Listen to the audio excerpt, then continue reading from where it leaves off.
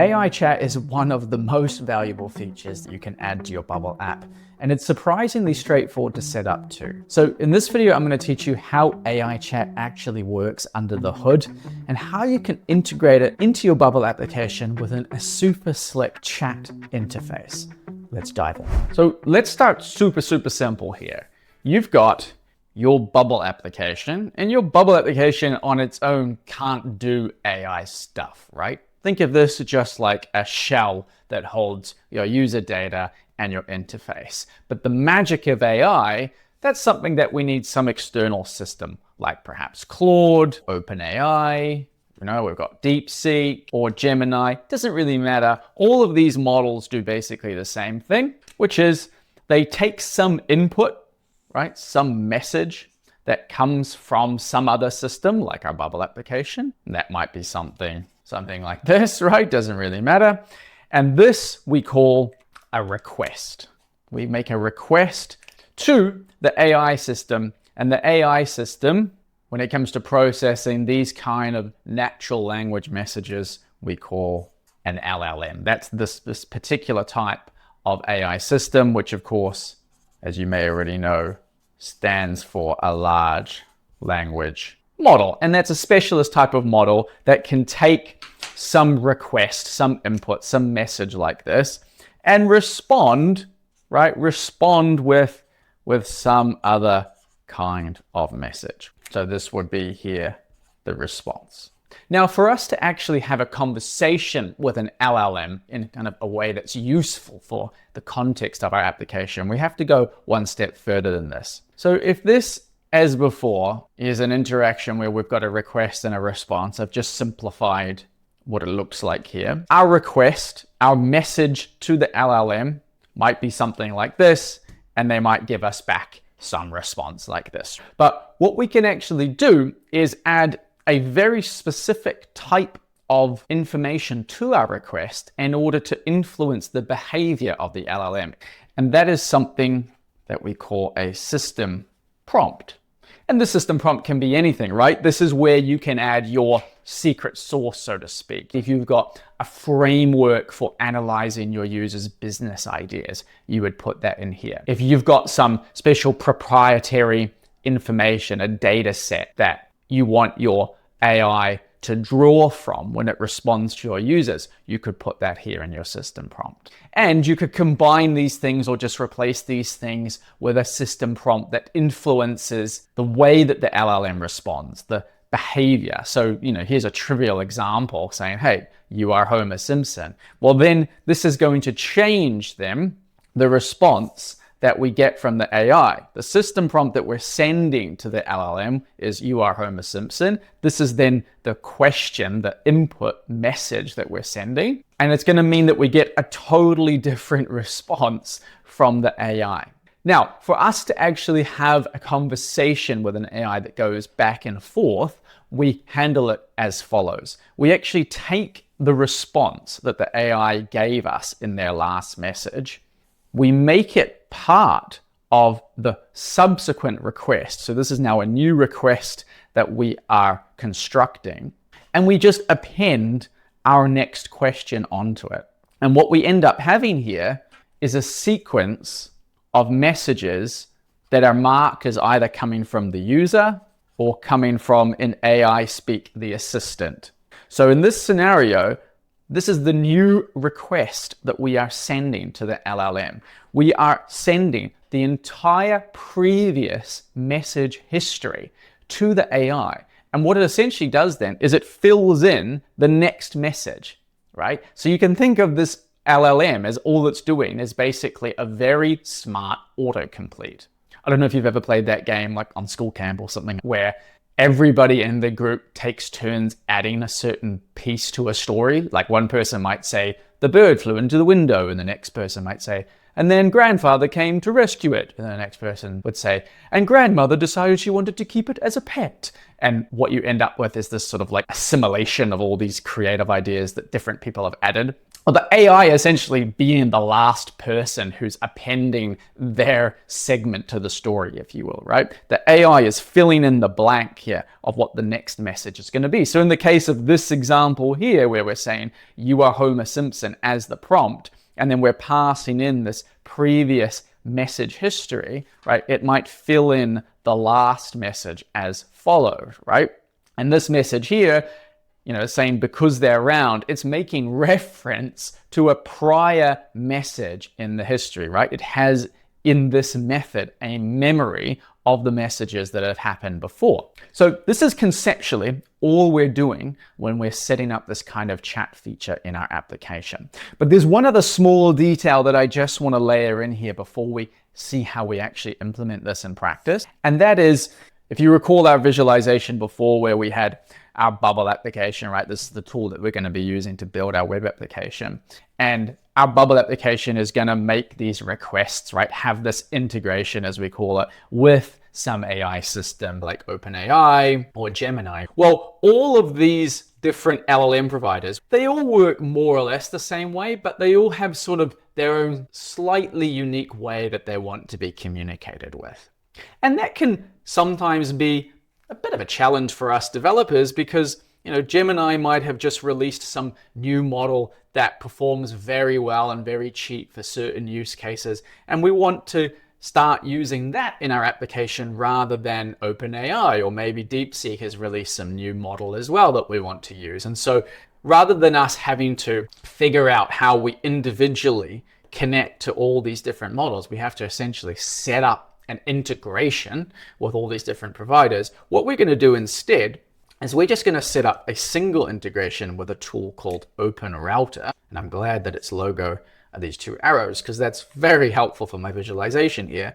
All OpenRouter is going to do is it's just going to basically connect to the various LLM providers on the market on our behalf.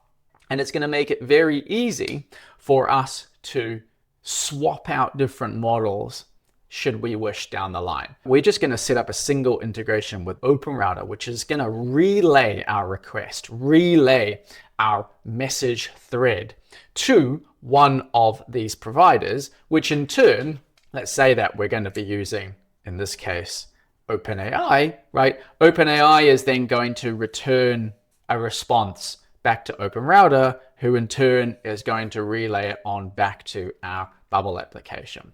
And all we have to do if we want to swap out one of these models for the other in the future is simply tell OpenRouter that we want to send it to Gemini instead of OpenAI. We're going to see how to actually do that all in a minute, but I want to show you this up front because we're actually going to be using this OpenRouter environment in order to test out our system prompts and see how some of this message architecture actually works in practice. So that's what I'm going to dive into right now. Now, this is the OpenRouter website, and this is actually going to be the easiest place for us to build a little bit of intuition for how this message architecture works. So we're going to head over to this doc section, and then under API reference, we're going to head down to this section here, which says chat completion, chat completion. Now, if you've never seen anything like this before, don't panic too much, right?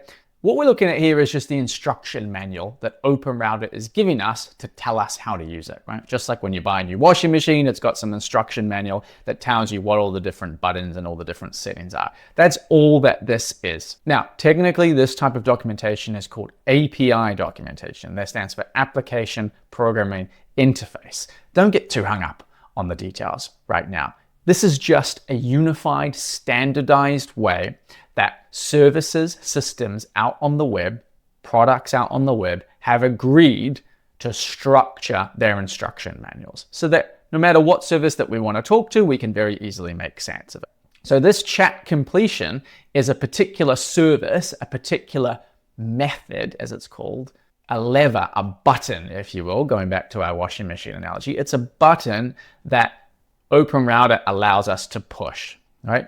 And it gives us a whole bunch of properties, which are essentially just all the little settings and knobs that we can tweak whenever we run this chat completion cycle, right? This chat completion thing.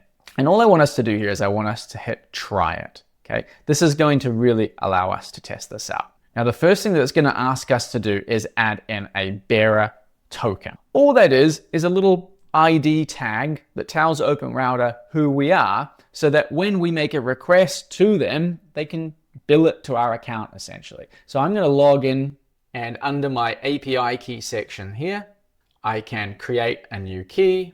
And yeah, let's just do it. See what it says here, chatbot key. And I'm going to copy this to my clipboard. Now, this, as well as being an identification for our account, it's also a PIN code, right? This is also the equivalent of something that's going to allow somebody to get access to our account. It can let people bill their own usage of OpenRouter to our account. So it's a very sensitive piece of information that we don't want to share anywhere. So I'm going to come back to that chat completion section again and come back to this try it section. Click on this little red banner and just add my token. Now, what are we looking at here? Well, this is just like a little playground environment. Just like if you use ChatGPT on your computer, right? This is just like a consumer-facing version of the sandbox environment in essence, right? That has all of this handling of the system prompt and the message architecture that we talked about earlier, just built in out of the box. So what I can do here is just like how we were doing conceptually with adding a list of messages, I can add in here a message. And what I do for each of those messages is I say what type of message that it is. So if we were setting up our schema from before, we might start with a system message that says something like, "You are Homer Simpson." And notice here, notice how this little area of text is changing, right? If I get rid of this, it disappears. Haha. So let's add it back, see how this changes. So what we're seeing over here, this is something called JSON, which stands for JavaScript Object Notation. And this is, again, just a standardized way, a language for structuring information that we send out on the web. It's a grammatical system for storing information that computers connected to each other on the internet can understand. And now, if we were going to emulate our conversation thread from earlier, we might add another thing here, another message, and this time let's say it's going to come from the user, and it is going to say, "What's the meaning of life?" So we're starting off by saying to the LLM that you are Homer Simpson. We're now filling in some user message, and we're going to see how we can fill this dynamically from our own Bubble app, from our own interface later on. And now what the AI is going to do is it's going to fill out here the next message in this thread. So if I hit send request, what we end up seeing down here is the response that the LLM has sent back to us. Remember that we have this fundamental relationship, request and response. So this is the request, right? Structured in this JSON format, right? Just a grammar, just a language that computers use in order to send information to one another.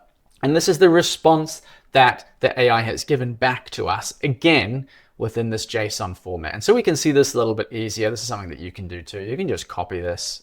If I just open up here, just a notes app on my computer, and you can see there's a whole bunch of stuff here that we don't really actually need to concern ourselves with too much, but you can see that there's this interesting segment here. This is the meaning of life according to Homer Simpson. Now, I want to draw your attention to this section up here that says model. Remember when I said that OpenRouter can swap out different AI providers or different models for those providers on our behalf? It's just going to relay our message, our request to the corresponding AI model. Well, this is where we can swap that out. If I just open up here the OpenRouter docs in another tab, we have this section down here called model routing, and it actually explains to us how this works. And what it tells us is we can actually add this value in here, which is going to tell OpenRouter to just decide for us which model to route our message to. And it's going to do that depending on what our message is. Some models might be better at role playing, some are better at reasoning, some are better or more appropriate, cheaper for just providing very simple, quick responses back to the user. So we could paste that value in here, where it says OpenRouter Auto. And before we hit request, just note here that in our response that we got back, that the model used here was from OpenAI, and it is their GPT 3.5 Turbo model, okay, which is an older model that OpenAI has, relatively cheap. But if I now try to send a new request with OpenRouter Auto as the model, which is telling OpenRouter to decide for us which model to use, notice that the model is different. It's now using Claude 3.5 Sonnet, which is a lot more modern, powerful model available. What you can also do instead of using OpenRouter Auto is just choose from one of the existing models. So if we go back to the documentation and underneath models, we can click here on our website to view all the different models that are available. And it's going to just allow us to filter all the different models depending on what their strengths are. It's also going to tell us the cost of using these models. And so if I put in here one of the newer models right now from OpenAI, which is this 4.1 model, you can see that it's telling us a few things, right? I'll come back to this context section, but it's telling us that it's going to cost us $2 for every million input tokens that we provide and $8 for every million output tokens, okay? Now the input tokens, that's just what we provide in the request. So all of this stuff here is calculated in terms of those input tokens, and the output tokens is what is provided within the response, right? So all of the content that the AI responds with. And you might be going, well, okay, how do I know how many tokens that I'm going to use? Well, there are tools out there that can calculate the amount of tokens that are required for certain types of messages. So you can choose what type of model that you want to use for this calculation. We'll just use this GPT-4o, which is one of OpenAI's models. There's going to be slight variance between these different models, but we're just trying to get a rough idea here of costs. And so if we were going to add in what we added before, you are Homer Simpson, and say, what is the meaning of life? This is going to cost us 22 tokens. And what we're able to get out of the modern flagship models for these LLMs, broadly speaking, is 1 million input tokens for only $2. Now, when I calculated this, 100 message long thread is roughly about 5,000 tokens. You could generate about 200 of these long message threads for around $2 to $3. So the costs here are not super high. Obviously, at scale, you have to be a little bit more careful here with the economics. But while we're playing around, testing out ideas, building MVPs, right? This is really so incredibly cheap for the value that we're able to provide for our end users. And by using OpenRouter, we're pretty easily able to swap out different models depending on which models give us the best outputs for the cheapest price as well. So we know what we want to do conceptually. We want to have a system prompt and then a sequence of messages and have the AI fill in that last message. We know that we want to use OpenRouter as the system that we connect to. How do we now actually get our Bubble application to talk to OpenRouter? Well, what we need, of course, is a Bubble application, and a Bubble application with some kind of chat interface in it. Now, I've got one of these already pre-set up. If you want to start from the same place as me, I'll leave a link to this editor in the description. You can just copy this application as a starting point. And this starting point is deliberately quite basic because we're going to build things up together here, brick by brick, step by step, so that you can really build intuition for how this works. Now, whenever we're building a new feature like this, we really need to start from the database to understand it. Thankfully, we've got a database schema that isn't really that complicated to understand, and it mimics exactly the same kind of thread and message architecture that we saw before. So we've got something called a thread, we've got something called a message, and in fact, there can be multiple messages that are all connected, all have a relationship with a single thread. Now, in our Bubble application, that just looks like this. We've got this thread thing, we've got a message thing. Each message is connected to a particular thread. It has content, which is a text type. This is where we're actually going to hold the body of the message. And we've also got this other weird thing. Well, that sender type actually corresponds to an option set with two options in it, user and assistant. And if you recall, this is exactly the same as the roles that we can set within OpenRouter. All right, we've got this assistant option here and a user option. And between the two of them and the system role, we can actually construct a message thread, which of course is then going to allow the LLM to complete the chat. And notice the name of the service that we're actually using here, okay? It's called a chat completion, right? That's because the AI is completing the next message in the chat. So that's the data structure. What I've also done is just given us a shared starting point here with a very simple interface. All it does just right out of the box is just let us type a simple message, send it, and just have some pre-generated static response here from the AI. This is not AI generated at this point, and you'll see this. If I add another message, we will get exactly the same response back, okay?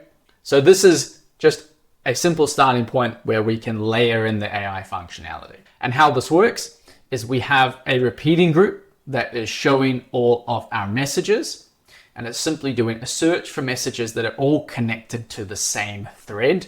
That thread is actually something that we just create when the page is loaded here. So the page is loaded, we're going to just simply create a new empty thread, and we're going to store it inside of this group main, which if we go and have a look at group main, right? Group main is simply a group with a type of content set to thread. So we're essentially just creating like an empty shell thread, which all our messages subsequently get connected to and can be shown using this search constraint. What we also have is a simple input and a button.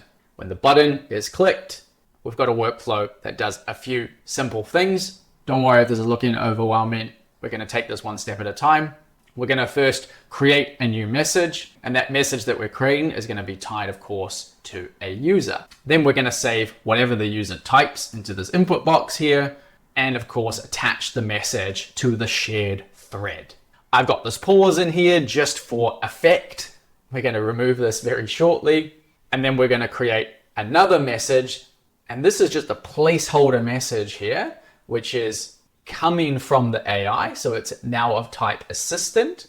And right now I'm just pre-filling it with some static text. Now, the only other things that I'm actually doing here is just some simple UX stuff. I'm resetting the inputs. I am scrolling to the latest entry in the repeating group by taking the repeating group's messages and then the last item and scrolling to that item so that as the message set starts to get longer, the interface is just going to scroll to the top of the latest message.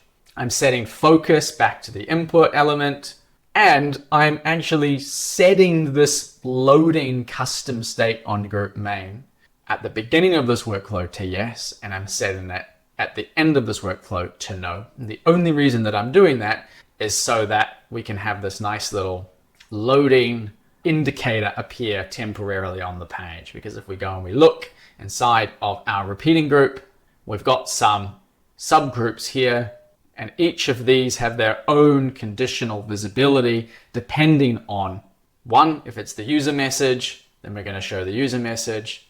Two, if it's the AI message, then we're going to show the AI message. And then three, if we're in the last entry in this repeating group. So when I hit this, right, now we're in the last entry in the repeating group, and right, this loading custom state is yes, then we're going to show that little loading indicator, right? That's just a little bit of extra UX flair that we can use here. And the loading animation is actually happening here through a custom HTML element. This comes from the No Code Fusion Chrome extension, which I highly encourage you to check out because it comes with an AI chat component that you can use as well. But for simplicity, if you're new to this, I would say let's all start from this template here together. And now let's figure out how we layer in the AI functionality on top. Now this is actually really easy for us to do. If we go back to our sandbox environment inside of OpenRouter, they actually give us the whole request that we set up manually here before, formatted in something called curl. Curl is just a tool for communicating to other computers, servers out on the internet. And what's great about curl requests like this is that they're well understood by virtually any computer. Any computer can run a curl request, and our Bubble application can actually interpret this request and use it as a starting point for our own integration between our Bubble application and OpenRouter. So all I have to do here, if I go and copy this to my clipboard, I'm going to go to the plugin section of my application and go down here under the API connector. And I'm going to add here a new API connection. And it's going to be something called OpenRouter. We're going to worry about the authentication in a minute. But what we're going to do is come to this little section here which says import another call from curl. I'm going to click that and I'm going to paste in that curl request. That is then going to set up an API call from my Bubble application to OpenRouter. Now, if this is all new to you, I encourage you to check out the video, which I'll link to up here, on how APIs work in Bubble. We're just going to go deep enough here, keep it practical so that we can actually set this up. I'm going to rename this particular API call, right? This particular request that we are setting up to something like send message. And what I can immediately do is actually trigger this request by clicking this button, initialize call. And if it works, we'll get the same response that we did here. Maybe not the same ultimate message back, but the same overall structure. We'll get a JSON formatted response. And I'm just going to ignore all of this for the minute and click on show raw data so we can actually visualize this a little bit easier. Now, interestingly enough, this does not strike me as a response that I would expect from HomerSim. This is one of those cases where I might decide for myself, you know what, I don't think that Claude 3.5 Sonnet is actually doing the job here. So I'm going to, in a new tab so that I don't lose my little playground environment, I'm going to look at all the different models and let's try OpenAI's GPT 4.1 mini. That's a good one.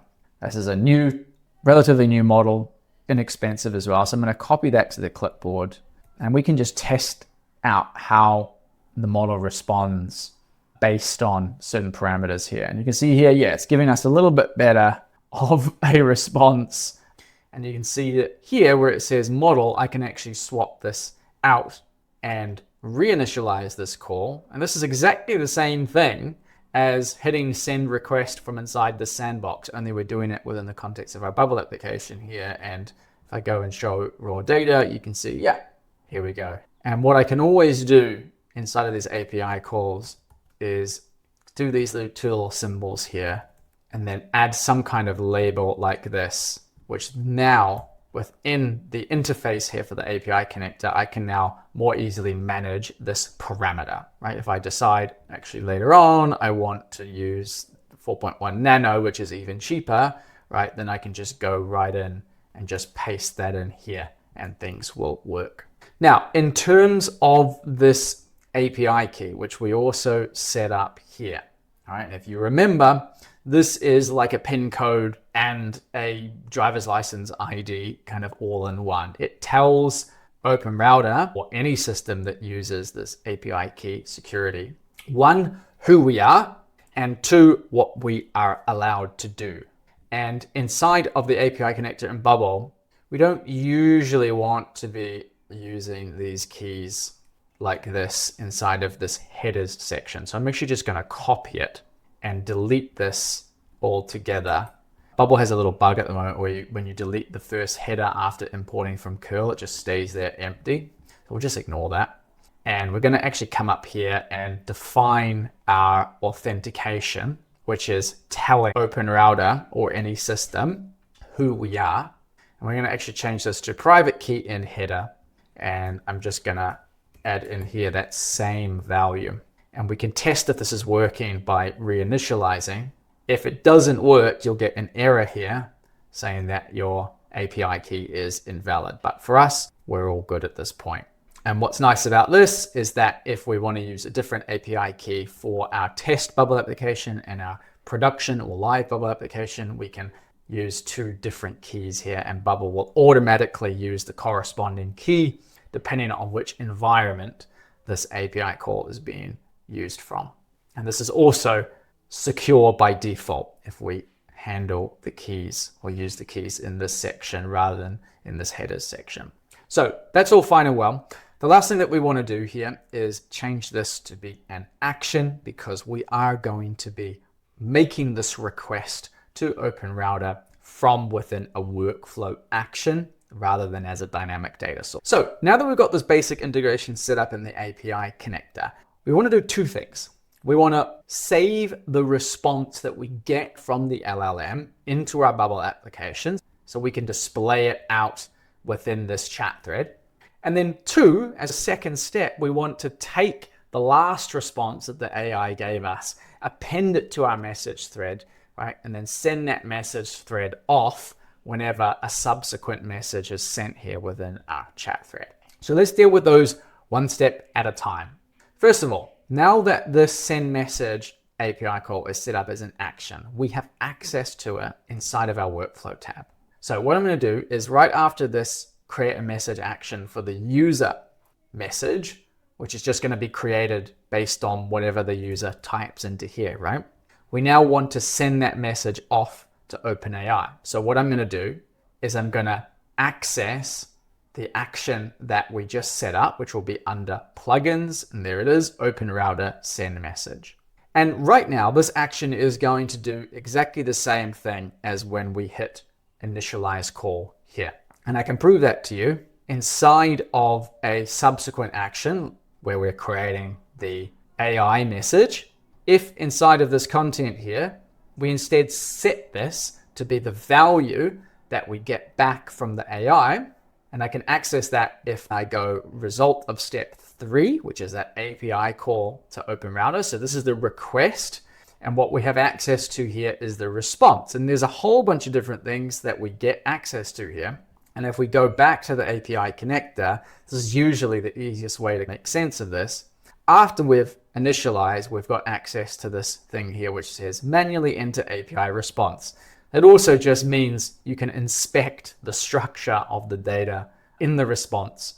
And you can see here that there's a whole bunch of information. What we actually want is this bit here. Now, in JSON structure, you've got things called keys and values. This here is the key, and this is the value. This is exactly the same thing as we have in our database structure, where we have a field name like email, and then a value for that field like demo@demo.com, right?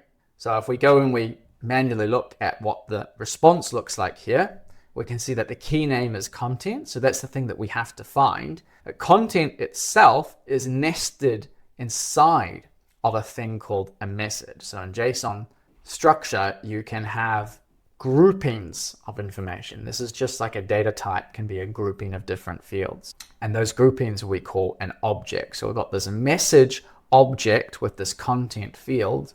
This message thing itself is nested inside of an object called choices.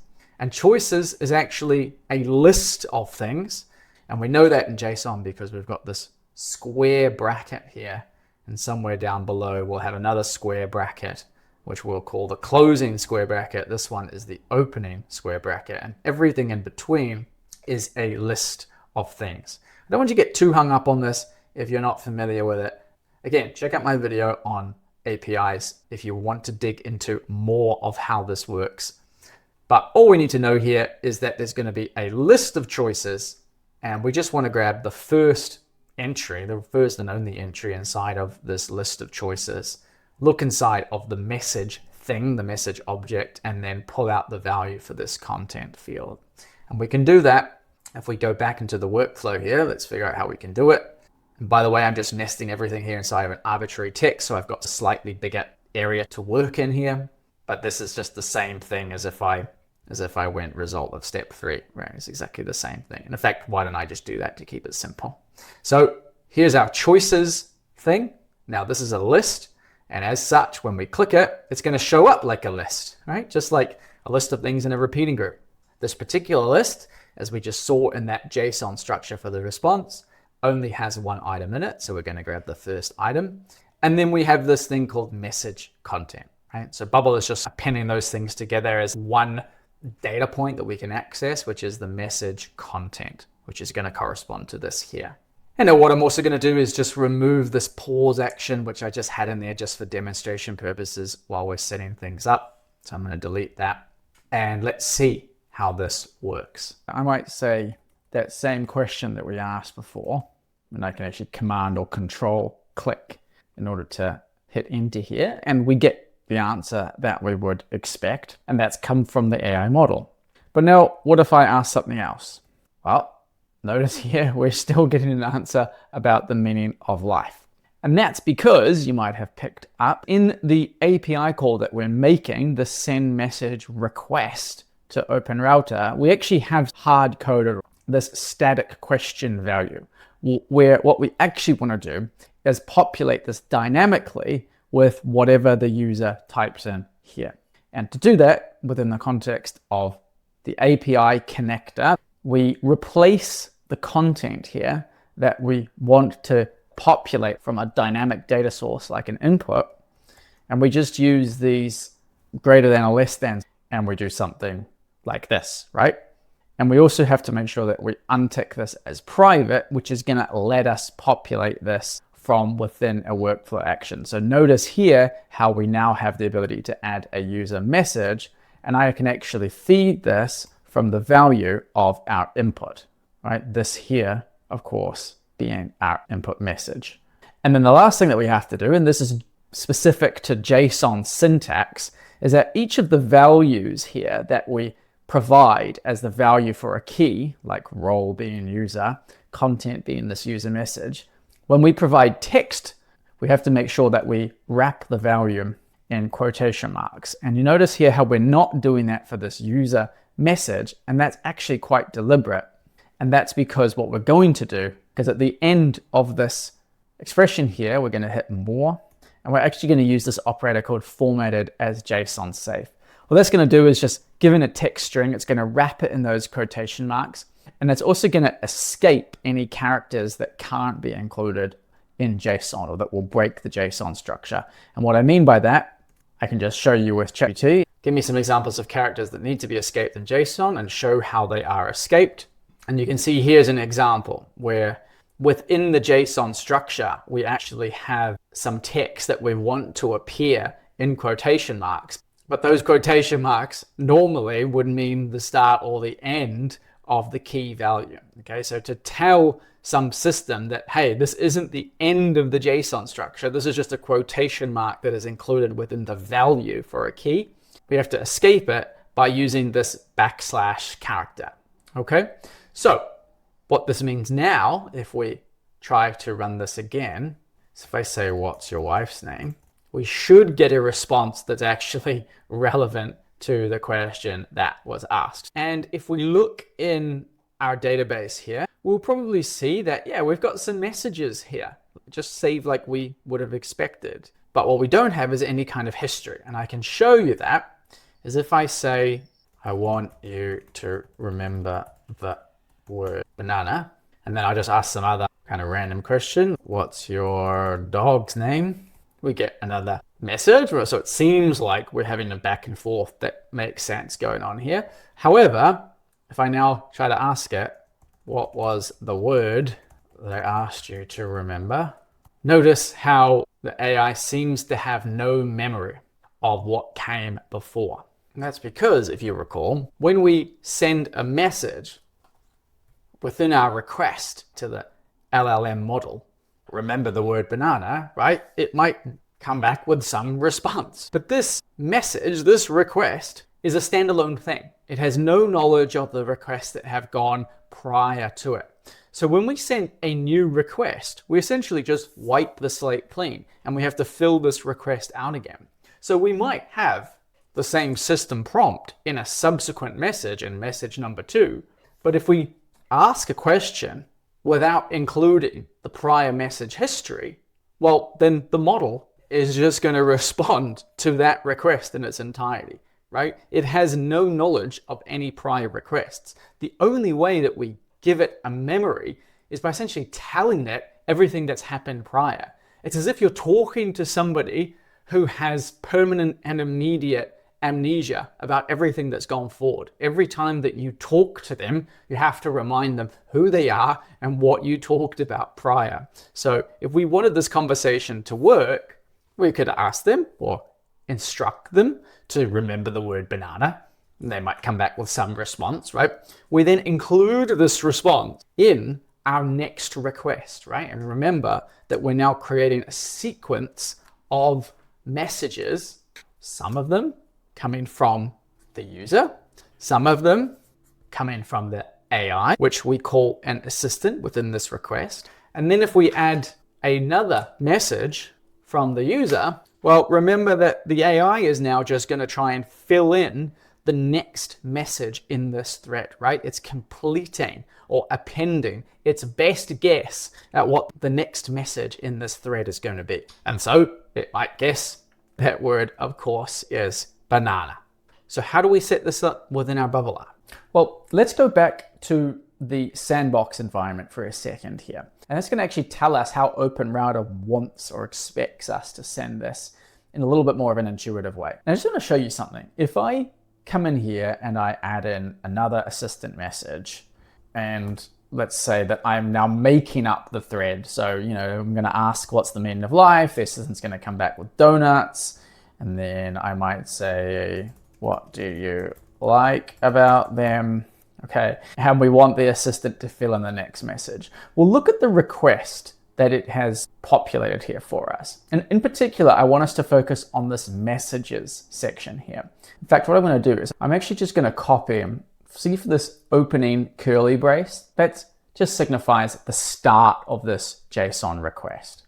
So I'm going to copy from that all the way to the last, what is called the closing curly brace. And I'm going to copy all of this and put it into a tool called JSON lint. This is just going to allow us to do two things. One, just quickly have a look at the JSON together here.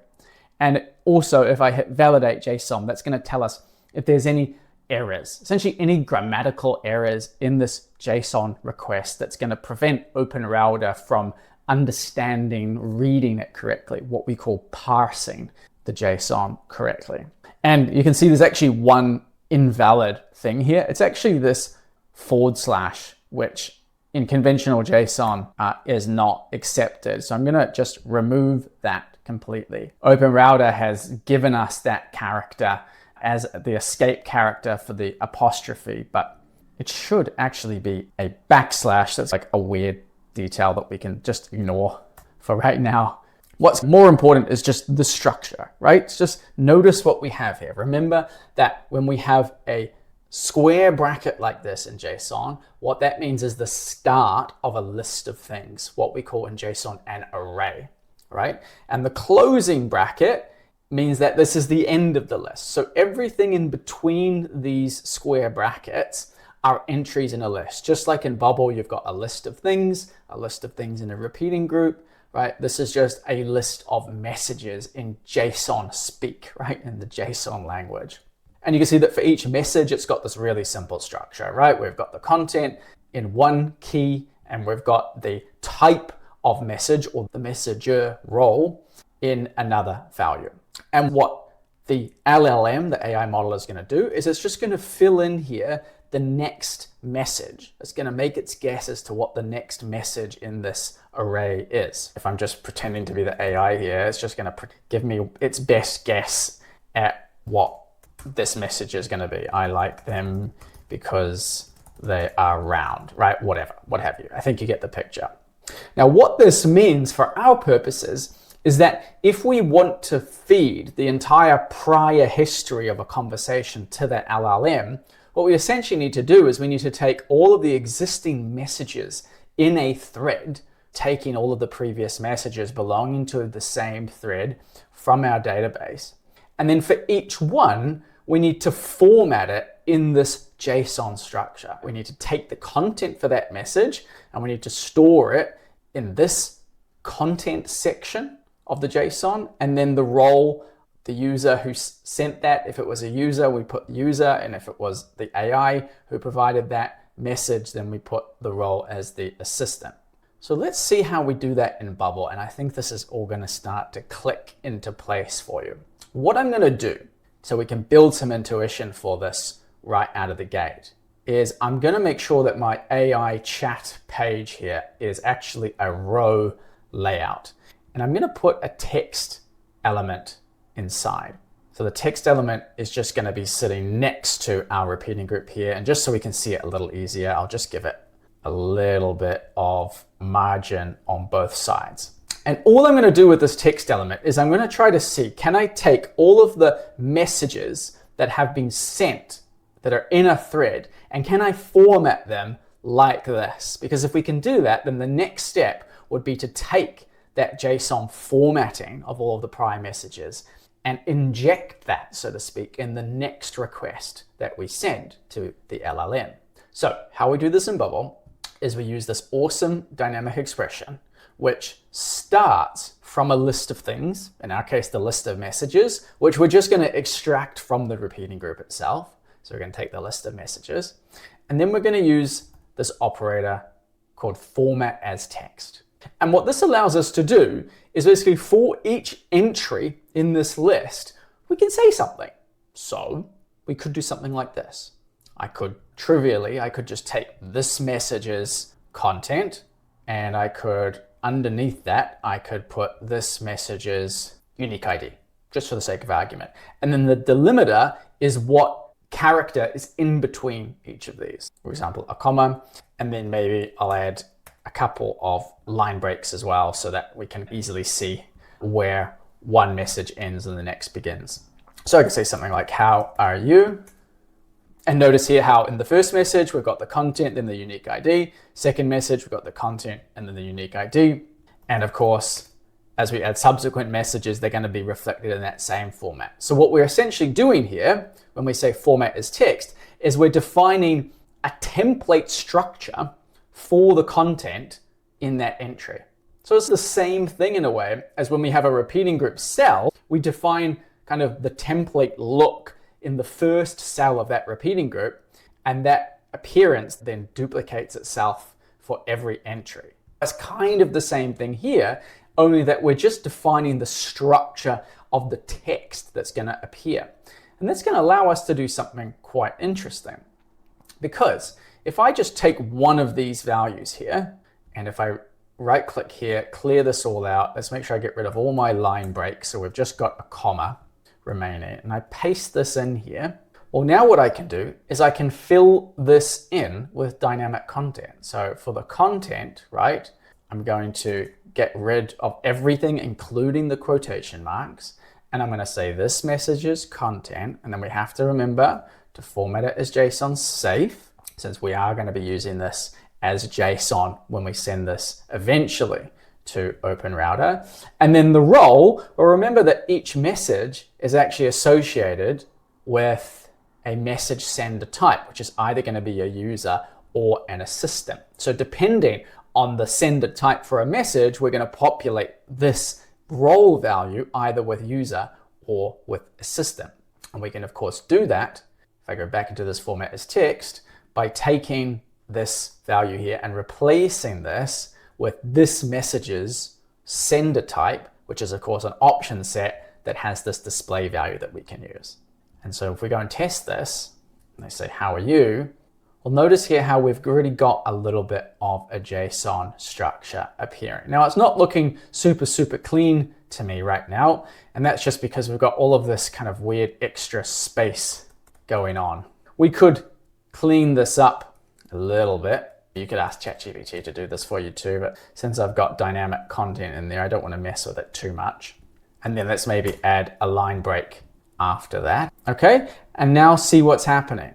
We are getting a JSON structure appear, which looks just the same as what the request JSON structure is that OpenRouter wants. Okay, so now it's just a matter of taking this, which has been generated dynamically, right, based on the message history, and feeding this in our subsequent requests. So this is everything that's come prior to the conversation. When I make a new request now to OpenRouter, I want to provide this whole JSON structure so that it can fill in then the next message, right? The next message that will go right here. So how do I do that? Well, let's go back to the API connector. And you can see that the way that we've got this set up is, yeah, we've got two messages. They're sort of hard coded though, right? We can only ever have two messages, one system message and then one user message. What we actually want to do is we want to define this so that, yeah, we can have the system message be defined up top, but then we need to have what is potentially an arbitrary number of subsequent messages, which can be either a user or an assistant type message. And so what we're going to do, we're actually going to replace all of this here instead with some more dynamic content, which we're just going to call messages. And if this is working correctly, what we should just be able to do is just take these example messages, which is the missing piece of our payload here, and we should just be able to paste this in and hit reinitialize to test if this is working. Okay, and you can see that it seems to have. If we look at the raw data here, you can see what did we actually have? What do you like about them? In reference to donuts was the last question that was asked. And you can see that the content that we actually received here is of course an answer to that question. And it's an answer to a question in which the answer relies on the history of the thread, right? The last question that we provided was, what do you like about them? We made no reference to donuts, okay? So it's only because we've got this whole message history, which includes the message that was sent about donuts, that our AI could actually give a contextual answer. So now if I was testing this out, I would literally just take this content here and in my workflow where I'm sending a message to OpenRouter, I would add this content in. Now I don't see the option here to add it in, and that's because I forgot to untick private here. Okay, I've got to untick private, and that's going to expose this messages field to me as the developer within the context of the action. And what I'm going to do, I'm just going to leave this as it is. I'm not even going to populate this dynamically yet. I just want to see if it works here. Really good practice is just to change one little thing at a time and then test. That way, if something doesn't work, you know that it's because of the last change that you introduced. If you change a whole bunch of things at once, then test, and something's broken, you've got no idea if it was this change or some combination of the changes that you made that introduced the bug. What I predict will happen here is we will get an answer about why he likes donuts, because that is, of course, the messages that we put in. So the next thing for us to do here is to actually populate this using the exact same method that we did here, right? Where we're formatting everything as text. So all I'm going to do, I'm actually just going to copy this expression, and I'm going to, if I insert dynamic data, I'm going to right click and I'm going to paste. And this now is dynamically injecting the message history into this chat completions request that we're sending off to OpenRouter. And if it works here, we should see a fully functional chat feature. So let me try with something unique. What do you like about your job? And you can see we are getting an error here, which says invalid JSON. Now, I'm going to include this in because it's an error that you may come across as well. One of the culprits that you might come into here is actually invisible characters that are making this fail. And the invisible characters are actually all of these line breaks and spaces. So to make this extra safe, what I would actually do is remove all of the dead space in this payload. And so everything here is on one line now. It makes it a little harder to read within the context of bubble, but this is something that I have noticed can cause an issue. And then also while we're here, one of the other things that I have found can cause issues is that this message that was created in step 2 isn't yet available inside of the repeating group that is being passed, right, as JSON to the LLM. In other words, this message is created, it doesn't yet appear fast enough in the repeating group, especially if it's a longer message. And so this action just either fails or gets stuck or doesn't have that last message in it. And so my way around this so that we explicitly make sure that the last message is always in this JSON body is just, if I just right click here and hit copy, just to make sure I've got this on my clipboard, what I'm going to do is I'm going to get the list of messages. I'm going to minus item the result of step 2, just in case it's already in there, and then explicitly add it back in result of step 2. And then I can just add my format as text again as before, and add my delimiter again as before as well. That's just like an extra little tip that may help you out if things get stuck. And now if this is working, I should be able to have a fully functional chat experience. So I should be able to say, what's your favorite food? And then ask a follow-up question about the previous answer without directly referencing that previous answer. And if it's working, right, I should get an answer that makes sense. And there we go. Donuts are sweet, soft, come in all kinds of delicious flavors. So you can see that now we actually have a functional chat feature that's preserving the history. Each one of these messages is also being saved in our database. If I go into app data, so that you can display them back out to your users later on. So congrats, this is working. You can ship this. But do you want to make it even better? If we use any of the mainstream chat apps, ChatGPT, what have you, and if you ask it anything sufficiently long, give me a 500-word summary of bonsai trees, because that's what my wife's bought me, so it looks nice here on my desk. And you see how the text, it just reveals itself slowly across the screen here? We're not having to wait. Like in our application right now, if I say, give me the same thing, I'm going to be waiting a few seconds here. So this loading indicator, it's still going, waiting, and then finally it appears on screen. Okay, rather than it, what we call streaming down the page, right? As I ask questions, the text here will just stream down the page as it becomes available. Well, Bubble allows us to actually have this behavior in our application too. To implement it, all we have to do is a couple of small things. First of all, we have to tell OpenRouter that we want to stream this text in. We don't want to receive it all as one block. We want to stream it in. And thankfully, within the playground here, we can actually click this little button here, which says add more optional properties. And actually, to make this easier to see, I'm just going to delete all these like extra messages apart from the system prompt. Let's click this again, show optional properties. We've got this option here which says stream. I'm going to tick this. And then I'm going to toggle it on. And notice here that we now have this new key value, this new parameter within our JSON request. And it says stream is true. I'm going to copy that. And I'm going to put that inside of our request. Now in JSON, every new line, every attribute has to be separated by a comma. Now you have to do maybe a little bit of thinking if you haven't done this before as to like where exactly does this go. I'm going to keep things simple. I can see that the stream equals true is actually in line here with the model and the messages attribute. In other words, it's at the same kind of level in the hierarchy. I don't want to accidentally paste it like inside of my messages array or something weird like that. So I'm just going to put it here at the top under this model section, okay? And make sure, very importantly, that I add a comma after it. Now that we have this attribute, that's telling OpenRouter to stream its response to us. To set up our application to be able to accept this stream of content, we have to change the type of thing that we're accepting here from JSON to stream. Now we have to reinitialize.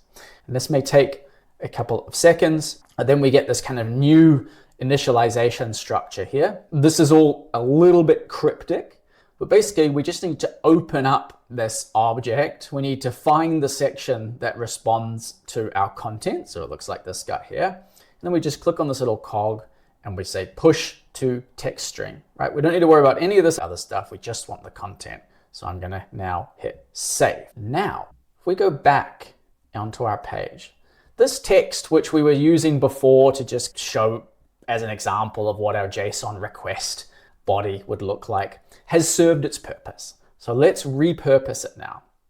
I'm going to put it inside of a group here. And this group is going to be our group text stream. The type of content is going to be a new type of thing that's now available because of this new API call that we just set up using this stream data type. And that new type of content is called a text stream. All we want to do with the text that was previously showing this example JSON body and now is just a text that lives inside of this group text stream here. All I'm going to do with this text is just have it show the message as it's being streamed in. So I'm going to go the parent group's text stream, and we've got this data field called text so far. Very well named there, text so far. And just so that we can get a bit more intuition for what's going on here, I'm going to add a few other fields here too. So I'm going to add one after this little streaming text, which is I'm just going to set to is streaming. And then after that, we'll do one for all of these properties, just so we can build a little bit of intuition here. The only one that I'm not going to add in here is text done, because if I try to add in here the full text, that'll actually just prevent the streaming from working, because this text element will just be waiting for the full text to become available. Full text, I'll just explain it to you. This full text will be the complete body of text once all the streaming has complete. So this text element is pulling its values from its parent group, which is set to be of type text stream. We don't have a default data source for this group, so we're going to have to populate this via a workflow action. So back inside of our workflow tab, where we've got this workflow that we've been working in for connecting to OpenRouter, is right after this, I'm going to use this action display data. I'm going to find my text stream group. And what I'm going to display in here is actually going to be from the previous action. So result of step 3's text stream, right? Now what the output of this API call is, what the response, in other words, from OpenRouter is a text stream type thing. And Bob's your uncle. Okay, our group is set up to handle a text stream type thing. That's what we're now pushing into it. And I've got one error here. Let me just see. Okay. So what we now have is a problem when we're trying to save the assistant message in our database. We now have a broken thing, because what we were previously setting this to was that choices object, right? First items message content, right? Whereas because we changed this to a text stream type thing, this connection, this data source is broken. So we actually have to change this now. It's still the result of step 3, but it's actually going to be the full text, right? When that full amount of text is finished streaming, we're going to save here the full text value. And let's just jump in, because you actually see now a little bit of intuition for how this works. So I'll say something like, give me 500 word summary of bonsai trees. So I'm saying 500 words specifically, so we've got enough time to see the text stream in. And I want you to pay attention to this part of the screen over here. Look at that and look at the streaming value. Streaming is yes, is done is no. That will change in a minute when the text is finished. And over here, we've still got a loading indicator. And then finally, when the text is done, streaming is no, we now have the content here inside of the repeating group cell, right, in terms of this message. But what we actually want to do, of course, is have the text stream appear inside of the repeating group here. So what we're going to do is we're actually going to, I can just delete this text element altogether. In group text stream, we can just hide this, make sure it's collapsed, and then essentially just takes it out of the page view. And then we can just be a little bit clever with our AI message here. We don't really need a type of content here, so we can clear all this out. We're just interested in the text inside, and we're actually going to point this at the group which holds our text stream type thing, which is group text stream, and of course we want to show the text so far. Now the astute among you may be wondering why we can't just push the text stream from this display data action directly into this group AI message streaming. Well, if you're trying to do that, you'll find that you just can't. And that's just because you can't push data into a repeating group cell. So what we do is we first push it into a group that exists on the page. And then secondly, we have our text element inside of a repeating group cell, pull the data that it needs in from that group text stream living on the page. And then if I just set this to be visible by default on page load right now, and I'll just get rid of this old condition, we should be able to see this working in action.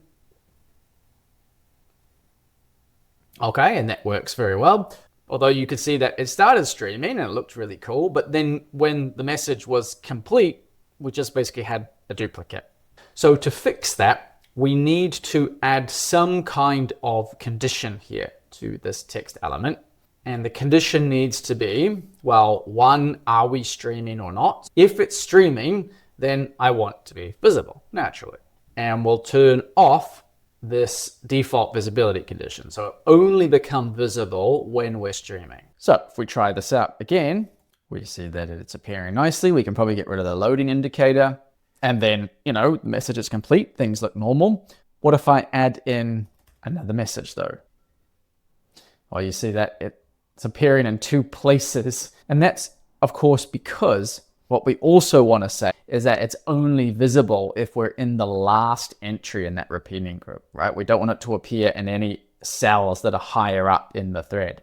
And so we're going to add another condition here, which is just simply if the current cell's index is the count of the list of messages in the repeating group. In other words, if there's 8 entries in the repeating group and my cell is cell number 8, well, then that's the same thing as me being the last entry in the repeating group, right? And so finally, if we test this out again, we'll do donuts this time.